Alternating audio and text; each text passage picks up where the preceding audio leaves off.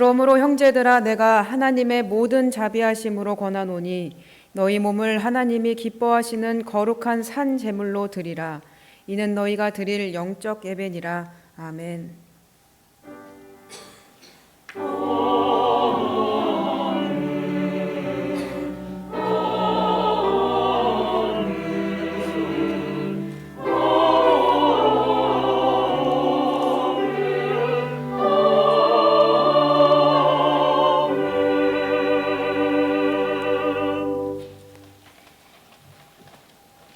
여호와여, 내가 주께 부르짖으오니 나의 반석이여 내게 귀를 막지 마소서.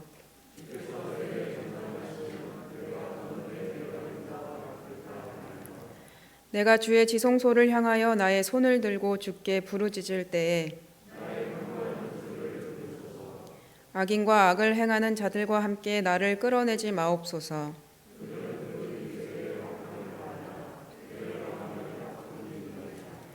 그들은 여호와께서 행하신 일과 손으로 지으신 것을 생각하지 아니하므로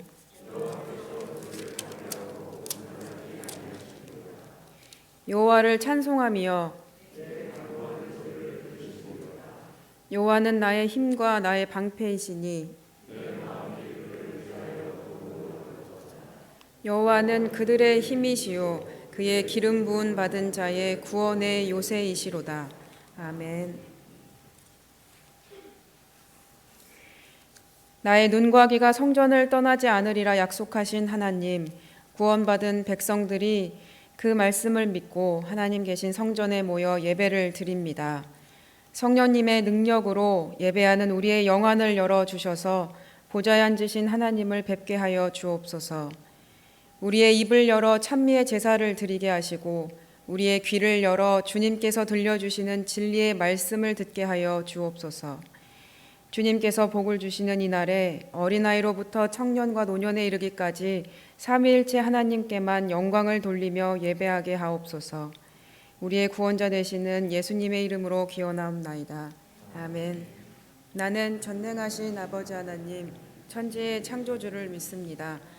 나는 그의 유일하신 아들 우리 주 예수 그리스도를 믿습니다. 그는 성령으로 잉태되어 동정녀 마리아에게서 나시고 본디오 빌라도에게 고난을 받아 십자가에 못 박혀 죽으시고 장사된 지 사흘 만에 죽은 자 가운데서 다시 살아나셨으며 하늘에 오르시어 전능하신 아버지 하나님 우편에 앉아 계시다가 거기로부터 살아있는 자와 죽은 자를 심판하러 오십니다. 나는 성령을 믿으며 거룩한 공교회와 성도의 교제와 죄를 용서받는 것과 몸의 부활과 영생을 믿습니다. 아멘.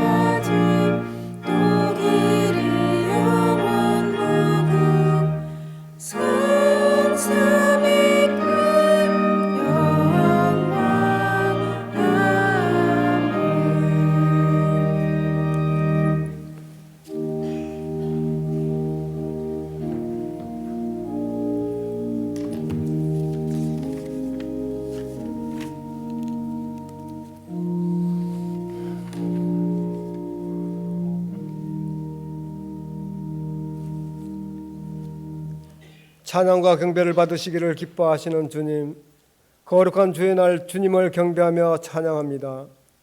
저희에게 천국의 소망을 주시고 하나님의 복을 있는 자로 택하여 주심을 감사드립니다. 이 모든 것이 믿음 안에서 이루어지는 은혜의 선물이오니 무릇 지킬 만한 것보다 내 마음을 지키라 하신 아버지의 말씀에 순종하는 저희가 되게 하여 주시고 온전한 믿음이 되도록 주의 성령께서 도와주시옵소서. 은혜의 하나님 아버지, 지난 한 주간 저희는 은혜를 받지 못한 자인 것처럼 원망과 불평에 살았으며 주님께서는 많은 것으로 기대하고 계시건만 저희는 전날보다 더 나은 것 없이 항상 제자리 걸음을 하며 살고 있음을 고백합니다. 경건의 모양은 있으나 능력은 없고 항상 배우고 듣지만 행함이 없는 어리석은 저희에게 거룩함을 입혀주셔서 수많은 사탄의 유혹을 이기게 하시고 연약한 저희에게 새 힘을 공급하여 주시옵소서. 이 시간 주님을 사모하며 온전히 주님께 찬양하며 예배하기 위해 주의 전에 모였습니다. 우리의 예배를 주님 홀로 영광 받으시고 모든 성도들이 주님의 은혜를 힘입어 살게 하옵소서. 구원의 주님, 서초신동교회가 땅끝까지 복음을 전하라 하신 거룩한 명령을 이행하는 공동체가 되기를 소원합니다. 저희를 향하신 하나님의 거룩한 뜻이 이루어지게 하시고 이 땅에 흩어진 거룩한 백성들과 더불어 하나님의 복을 이어가는 거룩한 선민이 되게 하여 주옵소서. 특별히 이 재단의 연로한 어른들의 건강을 지켜주시고 고통받는 환우들의 아픈 곳을 어루만져 고쳐주시고 치료하여 주옵소서. 생명의 주인이 되시는 하나님 아버지, 입춘절기가 지나고 조금씩 봄이 오고 있음을 느낍니다.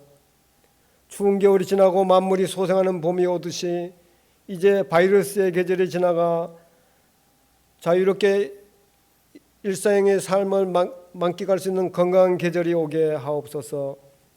2주 후면 이 나라의 대통령 선거가 있습니다.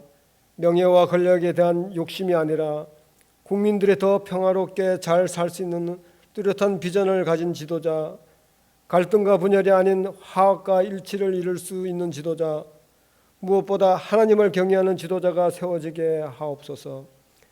다가오는 대선에서 올바른 지도자를 선택하도록 지혜를 주시고 안정된 나라, 하나님의 공의가 지배하는 나라로 새롭게 도약할 수 있게 하옵소서.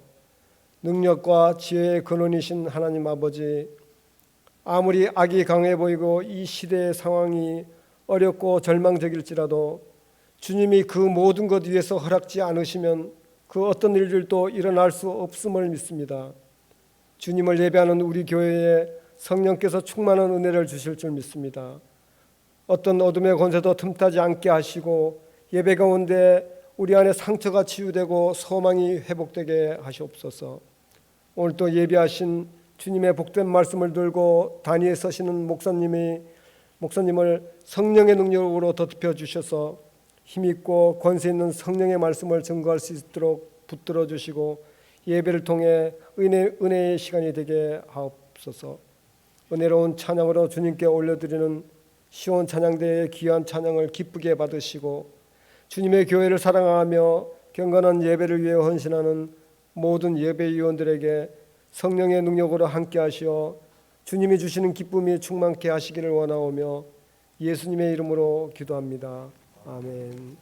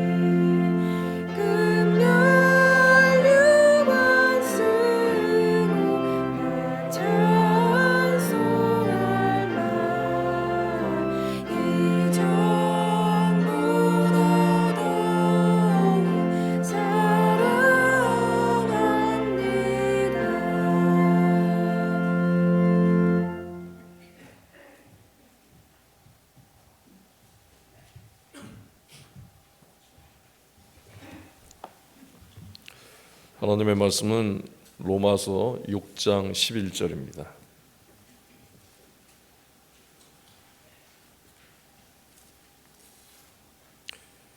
신약성경 246면 로마서 6장 11절 말씀을 함께 봉독하겠습니다. 이와 같이 너희도 너희 자신을 죄에 대하여는 죽은 자요 그리스도 예수 안에서 하나님께 대하여는 살아있는 자로 여길지어다. 아멘.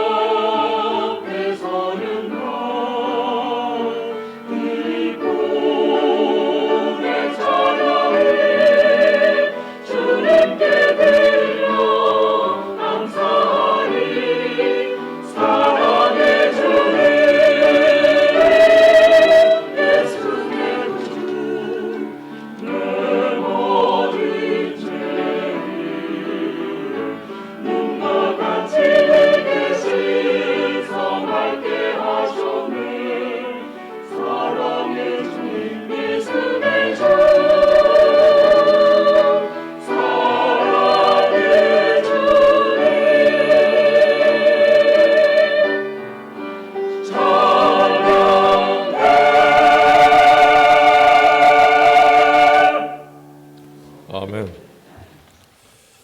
신앙 서적들 가운데는 그 성도들의 그 신앙 성장 안내서들이 많습니다. 이 책들은 나름대로 분명하고 또 확실하고 빠르게 성장하는 신앙 성장하는 방법들을 제시하고 있습니다. 자기 삶에서 승리하는 방법들, 또 응답받는 기도의 그 방법이나 또 내용들, 그리고 어떻게 기도로 자신의 그 환경을 변화시킬 수 있는지 그런 그 방법들을 제시하고 있습니다. 인스턴트 식품에 익숙해진 것처럼 많은 성도들이 신앙생활하는 데 있어서도 좀 더 빠르게 적용할 수 있는 그리고 또 효과적인 방법들을 찾는 것 같습니다. 이들은 그 자신이 신뢰할 만한 방법들을 선택하고 또 그 방법에 의존합니다. 그런데 이렇게 신앙생활에 빠르고 효과적인 방법들을 이제 영향을 받는 성도들은 대부분 성경을 깊이 있게 읽고 또 묵상하는 것은 어려워하는 것 같습니다. 물론 그 신앙생활의 어떤 그 방법들, 성장을 위한 이런 방법들이 전혀 쓸모없는 것은 아닙니다. 많은 그리스도인들에게 도움이 되는 것도 사실입니다. 특히 오늘날과 같이 혼란스러운 상황 가운데 있는 사람들에게는 이런 그 안내서들이 도움이 된다고 봅니다. 그런데 이런 방법들의 문제는 한계가 있다는 것입니다. 방법에 의존하다 보면은 넘을 수 없는 절망을 만나게 될 때에 거기서 절망을 하게 되는 것입니다. 이런 그 방법들이 한계에 도달하는 이유 중에 하나는 음식을 만들 때 그 주 재료는 거의가 없고 조미료로만 맛을 내려고 하는 것과 같은 것이라고 할 수가 있습니다. 신앙 성장을 위해서 제시된 이 방법들은 긍정적인 측면이든 또 부정적인 측면이든 동기부여를 해주는 데 있어서는 효과적입니다. 그런데 이 신앙 성장을 하는 데 있어서 어떻게 하느냐 하는 이 부분에 있어서는 진리에 하나님의 그 말씀에 초점을 맞추기보다는 인간의 의지, 수고, 노력 이런 것들을 끌어내는 경우가 대부분이라고 할 수가 있습니다.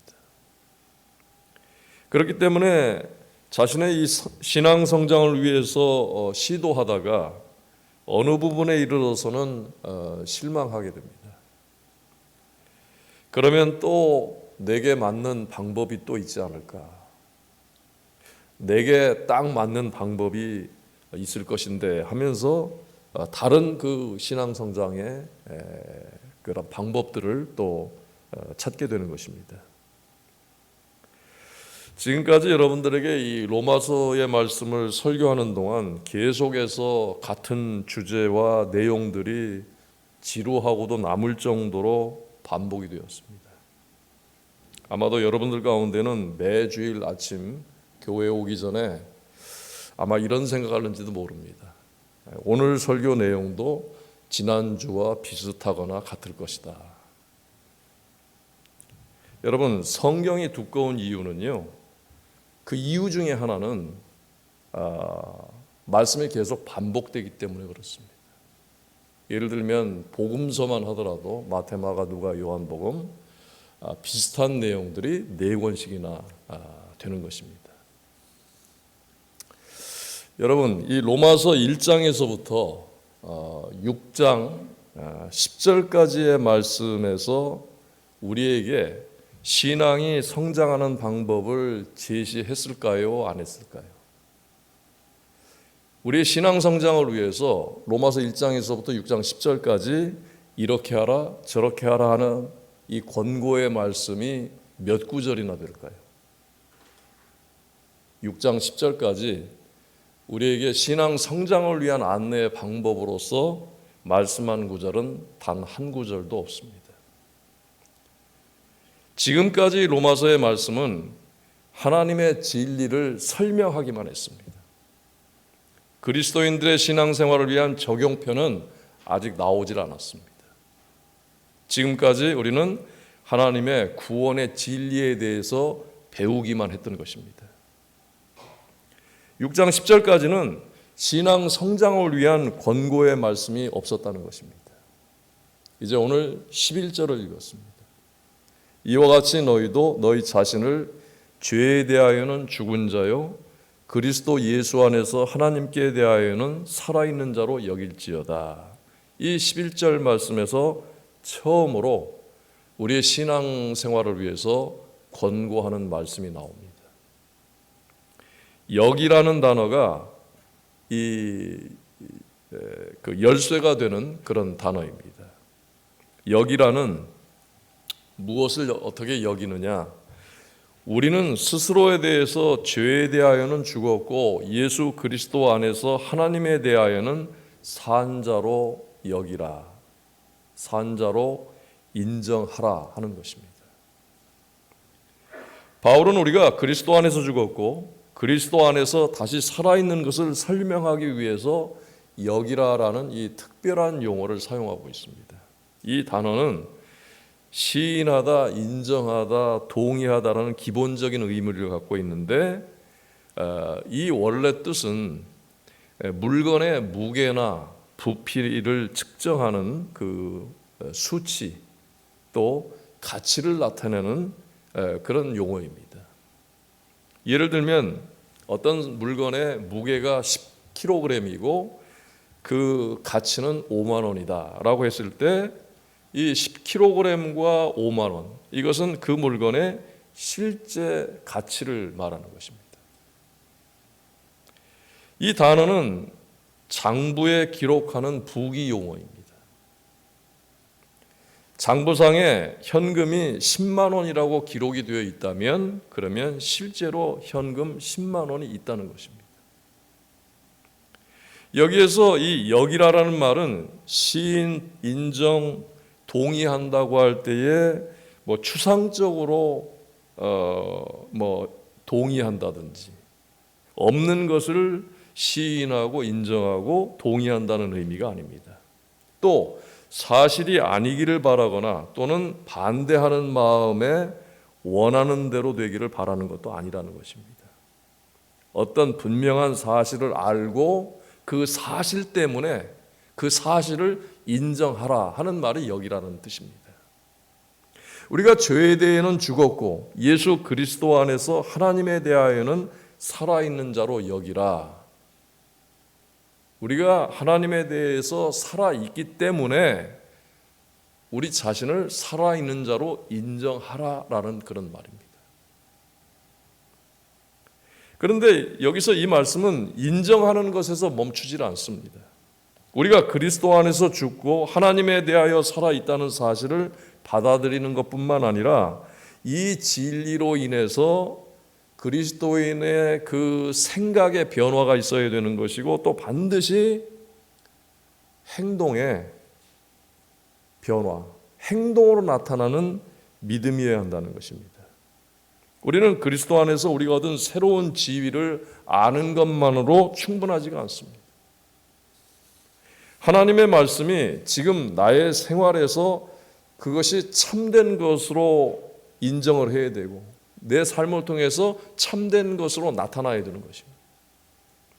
하나님의 말씀을 나를 살아가게 하는 양식으로 나를 인도하는 빛으로 인정하는 것입니다. 양식이 있기 때문에 빛이 지금 존재하고 있기 때문에 그것을 인정하라는 것입니다.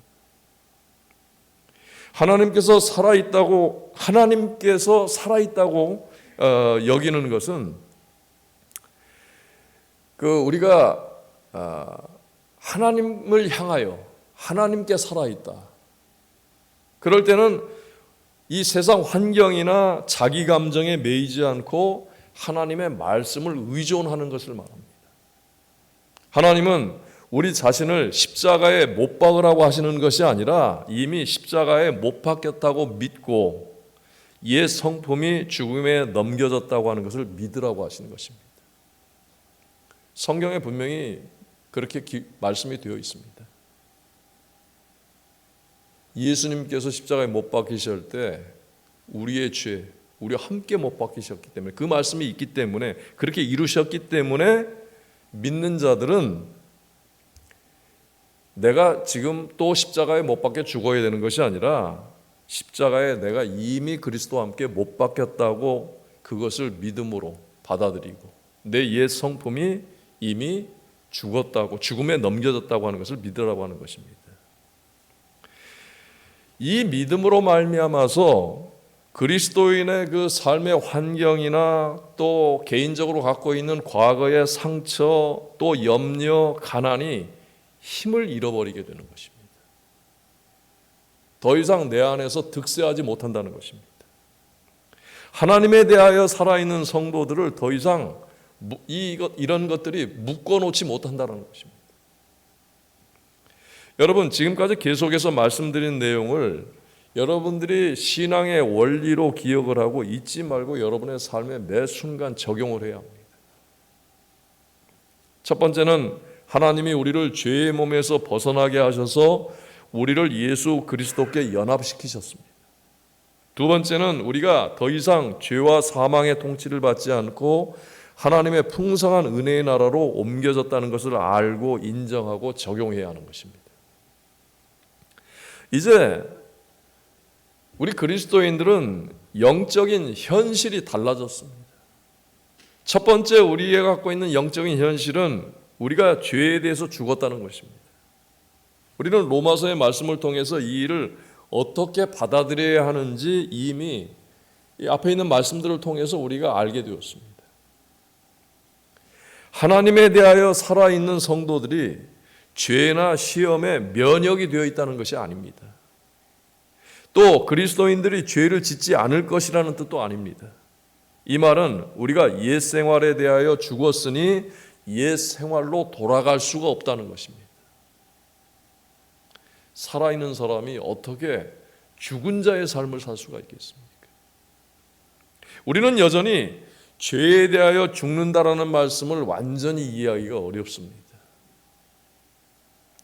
우리가 죄에 대해서 죽는다라는 말씀에 이 오해를 피하기 위해서 몇 가지 더 설명하겠습니다. 성경에서 죄에 대해서 죽는다는 것은 그것이 그리스도인의 의무, 여러분들의 의무라고 말하지 않습니다. 죄에 대하여 죽는다는 나에게, 여러분들에게 죄에 대하여 죽으라는 명령이 아니라는 것입니다. 이 일은 예수님의 십자가의 죽음을 통해서 이미 이루어진 일입니다. 또 죄에 대해서 죽는다라는 것은 나에게 죽으라는 명령이 아닙니다. 이 모든 일들은 다 예수 그리스도께서 다 이미 이루신 일입니다. 그리고 죄에 대해서 죽는다는 것은 내 속에 있는 죄의 세력이 죽었다고 여겨야 한다는 것도 아닙니다. 나를 지배하는 죄의 실질적인 그 능력이 무너지기는 했지만 지금도 죄는 내 속에 있는 세력입니다. 6절에 다시는 우리가 죄에게 종노릇하지 아니하려 함이니, 이 말씀은 내 안에 여전히 죄의 세력은 있지만 우리가 죄의 종노릇은 하지 않는다는 것입니다. 예전에는 죄의 종으로부터 벗어날 길이 없었어요. 구원받기 전에는 죄의 세계만 있었기 때문에 벗어날 수가 없었던 것입니다. 지금은 우리 안에 죄의 세력은 있지만 이미 우리의 주인이 하나님이시기 때문에, 구원자이신 하나님이 우리를 다스리시기 때문에 우리는 더 이상 죄의 종로로 달 필요가 없다는 것입니다. 나 자신을 죄에 대해서 죽은 자로 여기는 것은 나를 죄에 대해서 죽은 자로 만든다는 뜻이 아닙니다. 우리가 죄에 대해서 죽었기 때문에 우리는 죄에 대하여 죽은 것으로 여겨야 한다는 것입니다. 여러분들이 갖고 있는 이 두 번째 영적 현실은 우리를 다스리는 주인이 바뀐 것입니다. 죄의 권세에서 벗어난 우리는 새 주인이신 예수 그리스도의 다스림을 받고 있는 사람들입니다. 우리는 우리의 옛 주인인 죄에게 다시 복종하지 않기 위해서 우리가 하나님의 종이라는 사실을 항상 인정하고 하나님의 다스림을 받아야 하는 것입니다. 이것이 그리스도의 죽음에 계속적으로 동참하는 것이고 그리스도의 다스림을 받는 것입니다. 내가 하나님의 지배를 받고 하나님의 다스림을 받을 때, 계속해서 받을 때 그것이 그리스도의 십자가의 죽음에 계속해서 동참한다는 것입니다. 하나님의 영광을 위해서 하나님의 일을 한다. 하나님의 은혜와 능력, 하나님의 인도와 하나님의 보호하심을 받는다. 이 모든 것들은 오직 그리스도의 다스림 안에서 성령님의 역사, 하나님 안에서만 이것이 가능한 것입니다. 누구든지 그리스도의 통치를 받으며 성령님의 능력으로 살아갈 때 새로운 피조물로서 하나님 나라의 시민으로서 자유를 누릴 수가 있는 것입니다. 우리가 하나님의 능력은요, 하나님 안에 있을 때만 되는 것입니다. 나는 하나님을 믿는다고 하는 것은 내 지난날의 삶과 생애 그리고 나의 옛사람이 죽었고 버려졌다라는 말입니다. 우리는 그리스도 안에서 하나님과의 새로운 관계를 회복해서 살아가고 있는 새로운 사람들입니다. 이것이 성도라는 말이 갖고 있는 의미입니다. 그런데 이런 현재 나의 영적인 신분과 위치를 잊고 흔들리게 된다면 어떻게 되겠습니까? 먼저 하나님과의 관계가 흔들리고 있다는 것입니다. 성도의 거룩한 생활을 할 수가 없고 참 그리스도인으로서의 삶을 유지할 수가 없는 것입니다.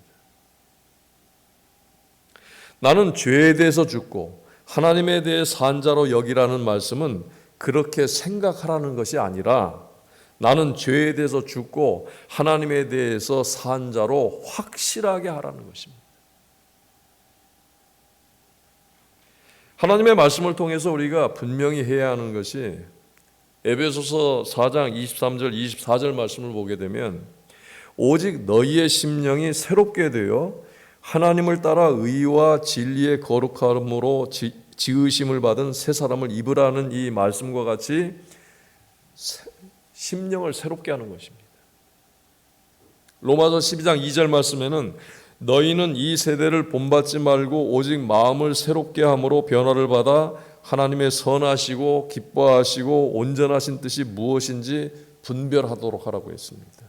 우리의 심령이 항상 하나님의 말씀 안에서 새롭게 되어야 하는 것입니다. 하나님의 진리를 따라서 새로운 가치관을 갖기 위해서 우리의 감정과 우리의 생각이 바뀌어야 하는 것입니다.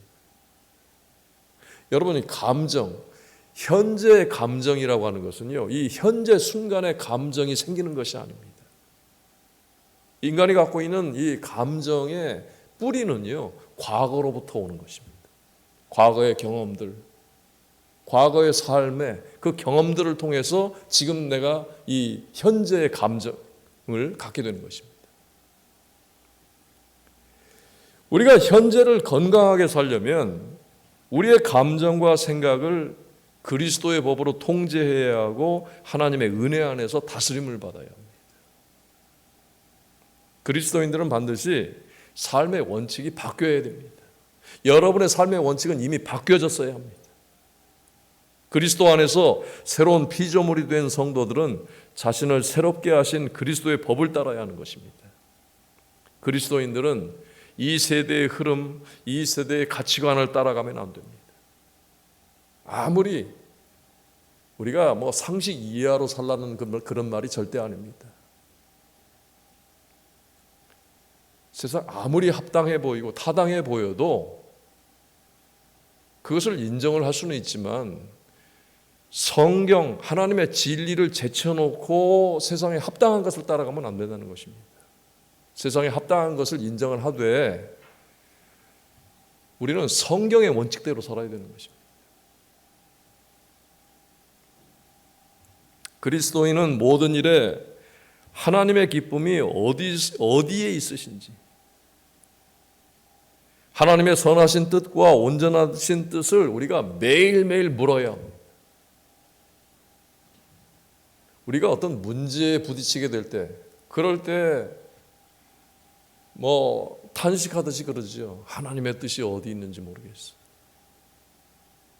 매일매일 순간순간 모든 일에 하나님의 선하신 뜻을 물으십시오. 즉각적인 답을 얻지 못해도 매 순간순간 물어야만 우리가 어떤 일이 닥쳤을 때 하나님의 뜻이 어디 있는지 모르겠어, 그런 탄식을 안 하게 되는 것입니다. 성경은 우리의 감정과 생각을 바꾸도록 하는 말씀이 그 유명한 말씀 데살로니가전서 5장 16절에서 18절에 이렇게 말씀을 하고 있습니다. 이 말씀에요, 그리스도인의 감정과 생각을 바꾸라는 명령이 들어있어요.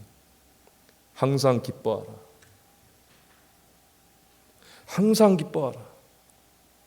어린아이처럼 그렇게 기뻐하라는 것입니다. 이건 감정과 생각을 바꿔야 되는 것입니다. 쉬지 말고 기도하라고 그랬습니다.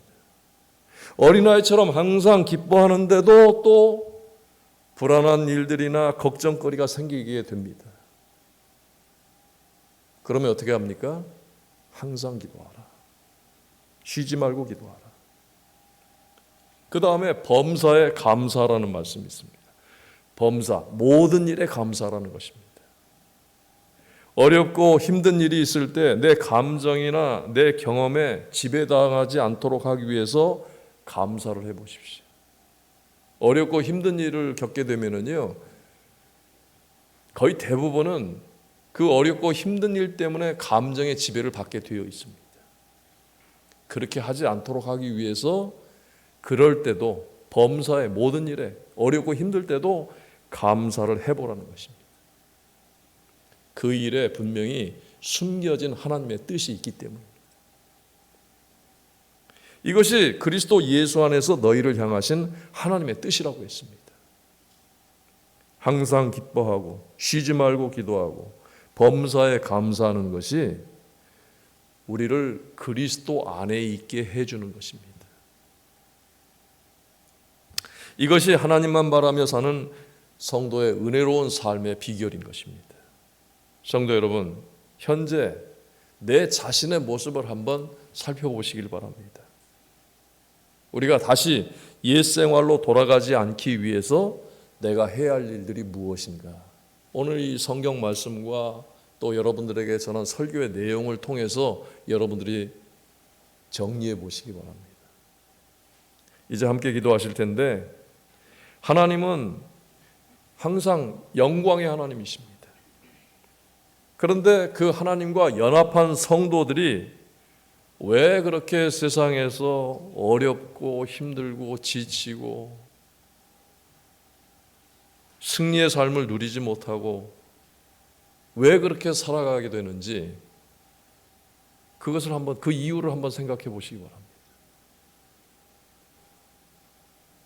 우리를 이미 새로운 피조물로 만드셨다는, 죄와 죽음에서 승리하신 예수님을 닮은 하나님의 자녀들로, 새로운 피조물로 만드셨다고 하는 하나님의 말씀을 기도하면서 각자 여러분 자신을 위해서 또 가정을 위해서 함께 기도하시기 바랍니다.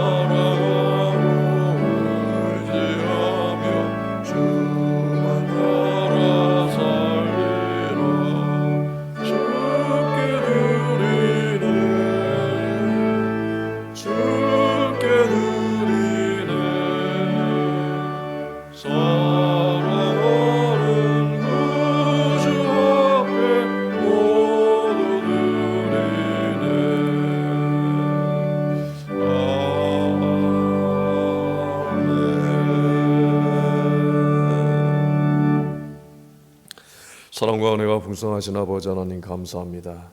하나님 저희들에게 베풀어 주신 시간과 물질과 건강을 구별하여 하나님 앞에 드립니다. 또한 하나님의 선하신 뜻과 하나님의 의를 매일매일 물어서 하나님께서 또한 기뻐하시는 열매를 맺는 삶이 되게 하시고 그 열매를 다시금 하나님 앞에 드리는 성도들이 되게 하여 주시옵소서. 저희들의 것을 주님께서 흠양하시고 또한 하나님께서 항상 주의 백성들을 돌보시고 지키시고 또 함께하여 주셔서 하나님의 기쁨과 평안이 넘치는 성도들이 되게 하여 주시옵소서. 성도들의 가정을 주님께서 지켜주실 줄로 믿습니다. 아버지 하나님, 모든 성도들의 가정이 또 가장 강력한 요새가 되게 하시고 하나님이 함께 하심으로 말미암아서 은혜와 평강이 넘치는 가정들 되게 하여 주시옵소서. 자비하신 주님, 연로하신 분들을 주님께서 주의 강한 발로 붙들어 주셔서 그 마음이 흔들리지 않고 늘 주 안에 굳건하며 하나님과 동행하는 삶, 그로 인해서 평강이 넘치고 또 날마다 새 힘을 주셔서 건강한 삶이 유지될 수 있도록 인도하여 주시옵소서. 밤에 단잠을 잘 수 있도록 하나님께서 지켜주시옵소서. 자라는 모든 어린아이들과 젊은이들에게 함께해 주셔서 그들의 삶이 오직 하나님의 뜻 가운데서 하나님이 기뻐하시는 삶으로 성장하고 발전할 수 있도록 주님 지켜주시옵소서. 아버지 하나님, 하나님의 자녀들이 일하는 곳을 이미 복된 기업으로 또 복된 터전으로 삼아주셨사오니 하나님 그곳에 하나님의 권능과 지혜와 또 하나님의 그 인도하심으로 인하여서 하나님께 감사하며 일하는 터전이 되게 하여 주시옵소서. 병상에 있는 환우들을 주님 지켜주시옵소서. 아버지 하나님, 그들이 회복을 기다리고 있습니다. 주님께서 그들에게 함께 해주셔서 하나님 저들을 주관하여 주시옵시고 하나님의 그 손길로 인하여서 새 생명 또 새로운 힘 주 안에서 회복되는 역사가 속히 있게 하여 주시옵소서. 아버지 하나님, 지금도 그들의 그 아픔과 괴로움을 주님께서 살펴주시옵시고 하나님 그것을 이길 수 있도록 힘과 능력으로 함께하여 주시옵소서. 사랑의 주님, 또 이 땅에 많은 사람들이 고통하며 부르짖는 가운데 있습니다. 하나님, 저들이 참된 하나님의 구원의 문으로 들어갈 수 있도록 하나님께서 인도하여 주시옵시고 또한 위로와 참된 소망이 하나님께 있음을 깨닫게 하여 주시옵소서. 성령님께서 저들을 구원하여 주시옵소서. 북한의 우리 형제들과 자매들을 돌보시고 하나님 그들의 고통을 헤아려 주시며 하나님 저들을 구원하여 주시옵소서. 저들의 생명을 지켜주시고 안전하게 하여 주시옵소서. 예수님의 이름으로 공헌 기도드리옵나이다. 아멘.